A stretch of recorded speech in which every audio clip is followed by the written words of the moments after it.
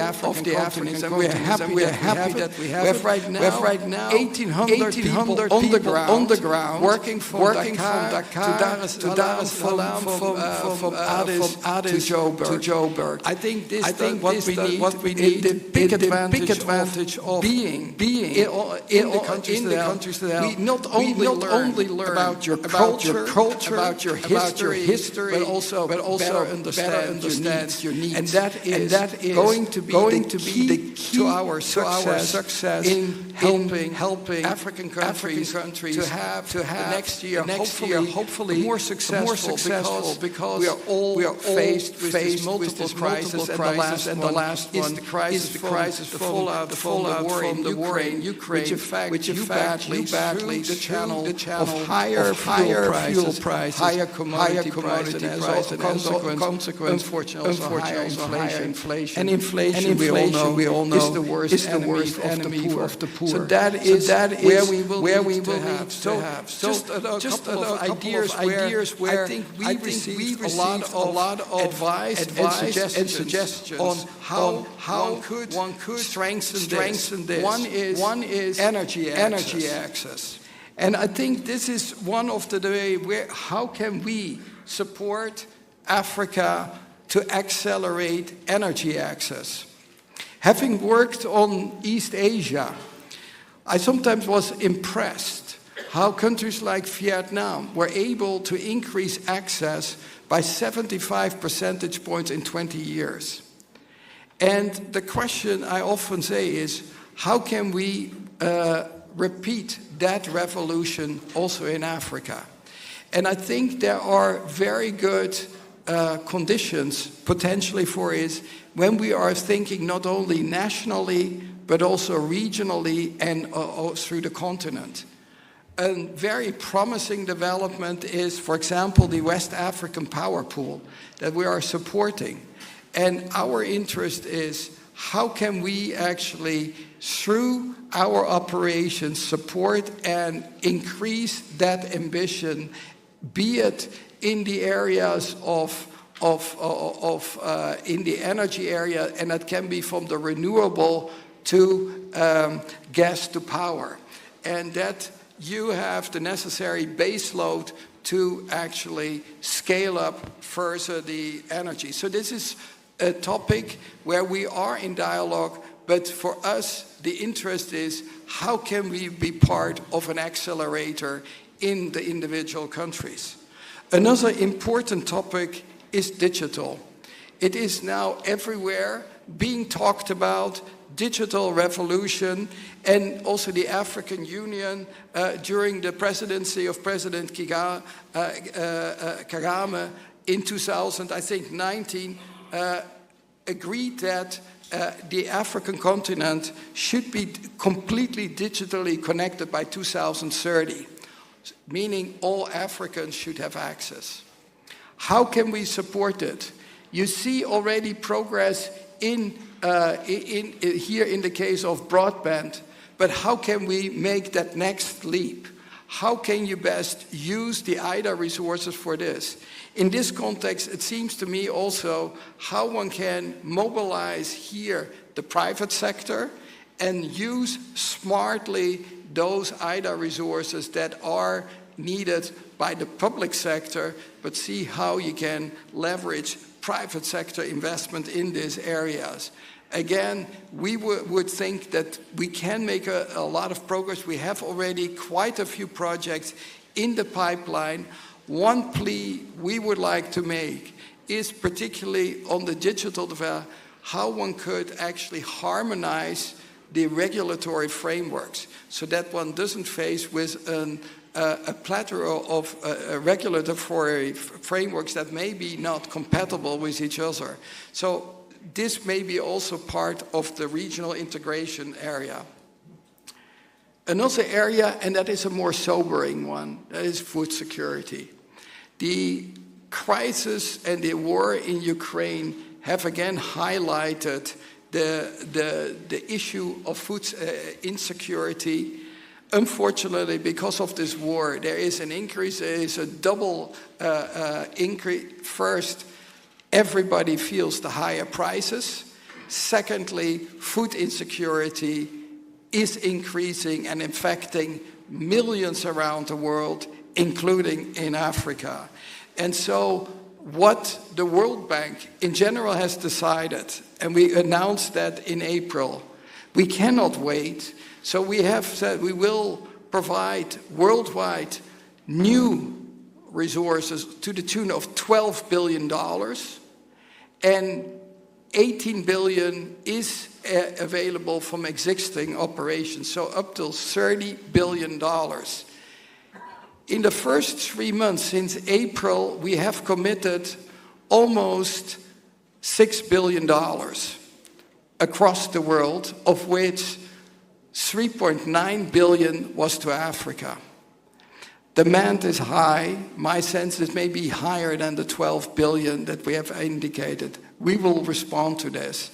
And what I think is important in this context, we have to have a dual track approach. We have to respond to crisis as well as to the long-term needs. Meaning that we have to work towards long-term reduction of food insecurity, and that means better resilience, better agricultural systems.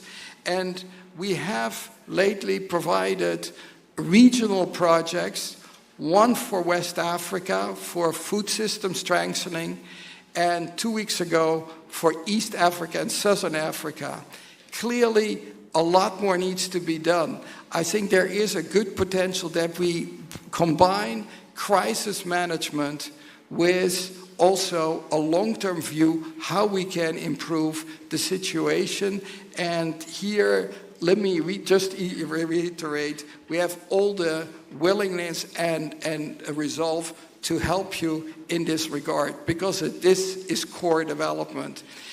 I reminded the board of the World Bank when we discussed the East African food system strengthening project 2 weeks ago, that I said, here we are sitting together almost 50 years after the 1974 conference that was meant to eradicate hunger, and we still have this. This is not a good signal of the international community. We have to do better, and the only way to do it is together see how we can confront this problem and once and for all help solve it. And you will be able to count on World Bank support on this. But when we are thinking of food security, it is not only on agriculture system. We need also to think of social protection systems. And I think the good news is we learned a lot over the years that we need to have much better social security systems. We learned a lot from the Latin American debt crisis to build that, and now in many African countries we have social protection systems that allow you to react very fast to adverse developments.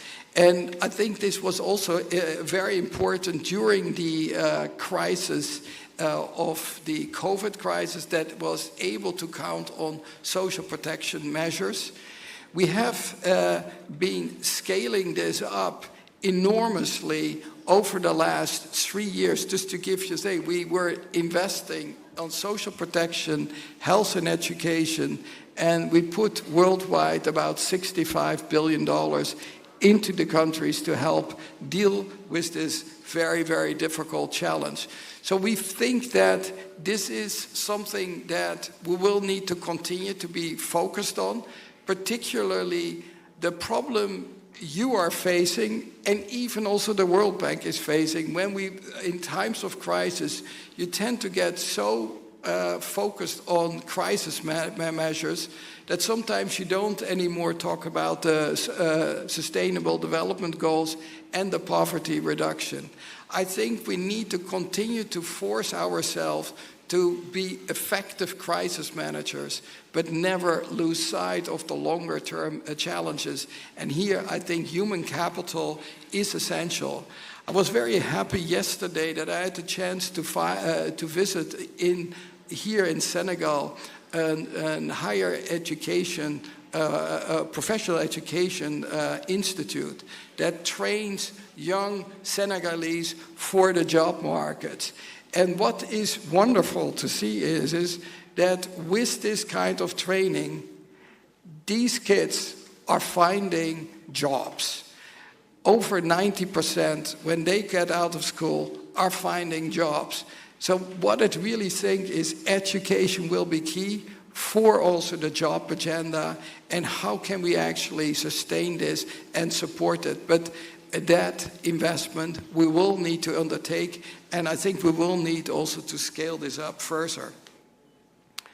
I want to finish, and it is important for your considerations when you're looking particularly at the $65 billion. The way this is negotiated is that about 2/3 of the amount is allocated to every country. We call that performance-based allocation, but it is about 2/3 of the money. Now, increasingly, there have been requests, be it from your side as well as from donor side, to have some windows that provide additional money. But that is now a substantial amount, is about $22 billion, a third of that as well. And they are in various forms. One is the scale-up window that allows to receive additional money for high-impact investments that can demonstrate transformational impact. A very important one is the regional window, and that has almost $8 billion. This is the window that many of you have been advocating, and it tends to be used to the max. And there is even often higher demand. For many countries that are hosting refugees, you know yourself that you are confronted with an additional cost, and that you have to manage in times of fiscal stress when the world economy is not doing that well. And so what we would like to offer is also a refugee window that allows country to, first of all, be grateful for the fact that you are hosting refugees, but also recognizing that you need some additional support to make it possible to attend to all the demands of these refugees. Another important one is the crisis response window that we have created actually during the financial crisis almost 13 years ago. This window is extremely in high demand, and certainly now, for example, with the food crisis, that many of you are facing not only fiscal stress, balance of state payment stress. So you see these extra costs are directly translated in a higher fiscal deficit, and for that you need additional support. Finally, we have also a private sector window, and then the whole idea is that when people are talking about private sector investment, it talks easily, but then everybody wants to be de-risked. And so, in the end, you are in a vicious circle. What we have said to our private sector arm, that is the IFC, and directed by a Senegalese, by Makta Diop, he and I go back a long time. We have worked very closely. But what is most important is it may help investments to de-risk. And that is very important. I think they are using these resources fully. I would only advise be aggressive on that, to use them. On the windows in general, what I say, all of you are sitting here, but in those there's competition.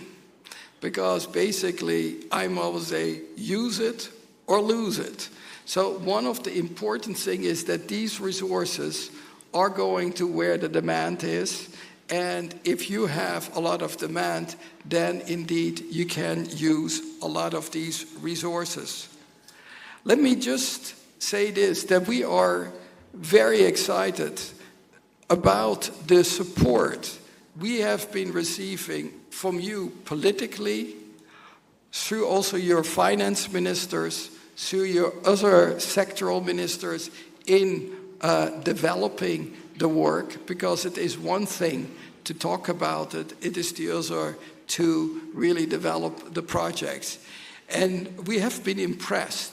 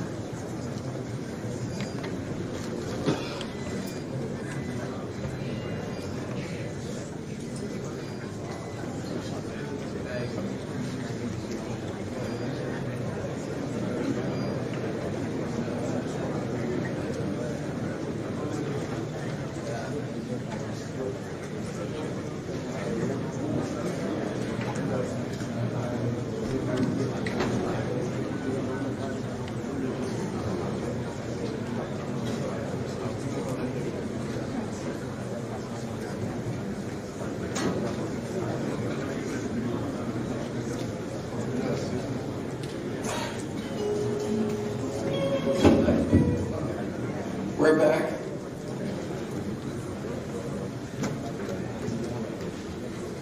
Let me just finish by this, that as I mentioned, this has required an incredible amount of cooperation, and I think I just want to recognize, and hopefully you can also convey that to your teams, that this requires a lot of close collaboration.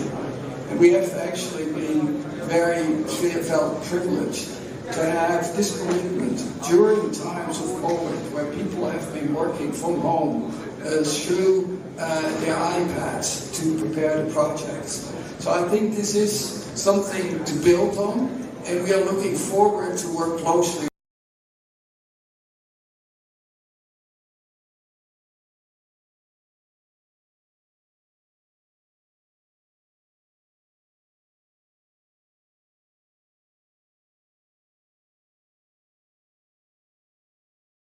on this. I'm directing them. One you probably already know, Ousmane Diagana. He is the Vice President for West Africa and Central Africa.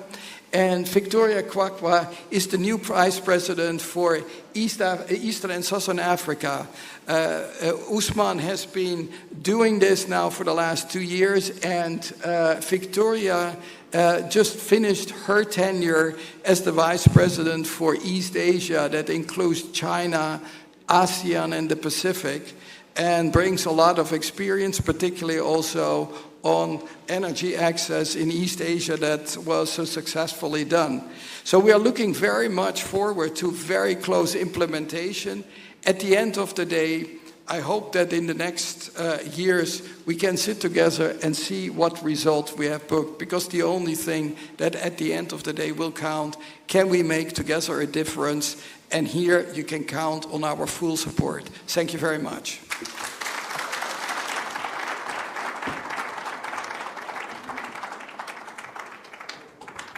Merci beaucoup à Monsieur le Directeur Général des Opérations de la Banque mondiale, Monsieur Axel van Trottenberg, qui faisait une présentation sur les financements de la relance et de la transformation économique en Afrique. Il est revenu sur l'importance pour l'ensemble des parties prenantes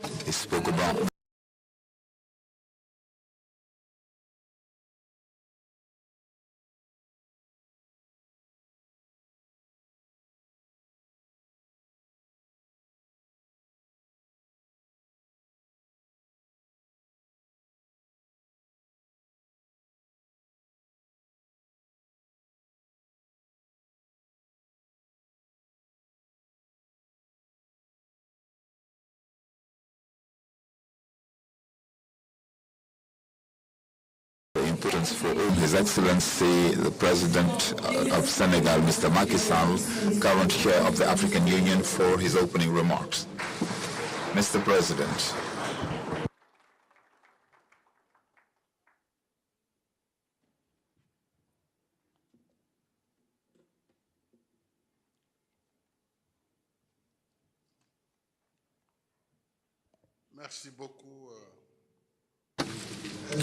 Thank you very much,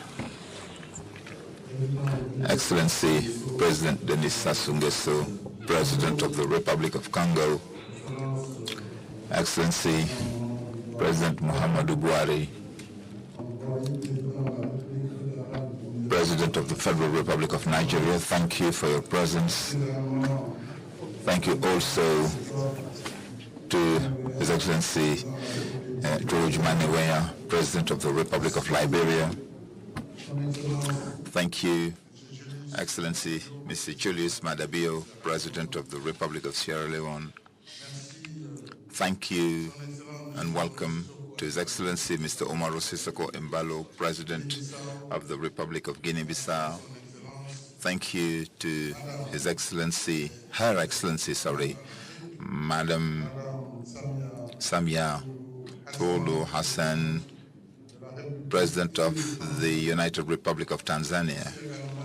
Thank you also to the Vice President of Cote d'Ivoire, to the Vice President of Zambia, to the Prime Minister of Equatorial Guinea, to the Prime Minister of Madagascar,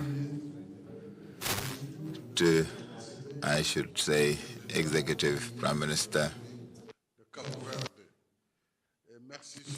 And thank you above all to attending today for grace this significant gathering with the President. Thank you to Axel, Director General of Operations at the World Bank. Ladies and gentlemen, the Vice President for West and Central Africa, for East and Southern Africa.